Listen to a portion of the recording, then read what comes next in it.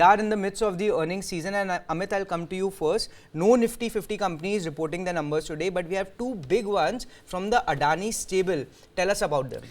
The first one, thank you, Suyash. The first one is Adani Energy Solutions. Now, that they are supposed to post their results today.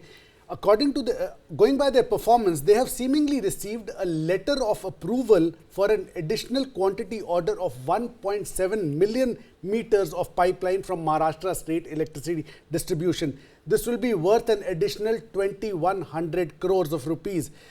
The total pipeline under construction stands at 22.8 million smart meters consisting of 9 projects with a total contract value of as much as 27,200 crores. In the distribution business, Adani Energy Solutions has sold 2,226 million units in the quarter gone by as against 2,100 million units in the same quarter last year, owing to the uptick in energy demand.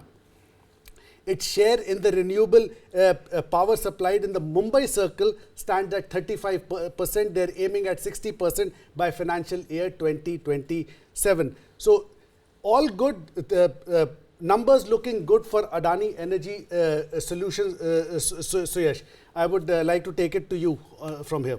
All right. And you know, Kranthi, I'll come to you. Now, the stocks, they have Adani stocks, they have pretty much consolidated. I mean, some of them, at least the flagship ones, Adani Enterprises, has not done much. And a lot of us speculated that in this run-up to elections, maybe some of these stocks will come into focus. What's your take over here?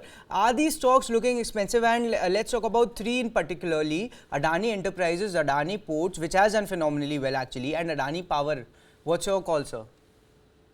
Yeah, majority of these businesses are infrastructure-centric businesses. There is some apprehension. These stocks have been high beta stocks, and also we need to see how the results are going to be panned out. These business models are more about futuristic and fully priced in stocks. And also these stocks have a tendency of erratic moves, what we witness in these stocks. But in the last couple of quarters, what we are witnessing is after these stocks made their bottom, okay, after these the entire saga of Edinburgh news has erupted and the SEBI order, then the Supreme Court decision, these stocks have formed a base at this point of time. Now, here onwards, how their order wins and also the earnings that are going to lead these stocks. But one thing investors need to keep in mind, these stocks have a tendency of moving in making a higher ups and downs for every movement because of the high beta nature of these stocks. There are some business models quite strong, like Adani Ports and all. The valuations are on a longer term perspective, they look attractive, even in terms of their cement businesses are concerned. Adani Transmission is coming. It was earlier called as Adani Transmission, formerly right now Adani Energy Solutions. The stock has corrected and it's forming a base around that 1100 to 1200 range. That's where the stock consolidating at this point of time.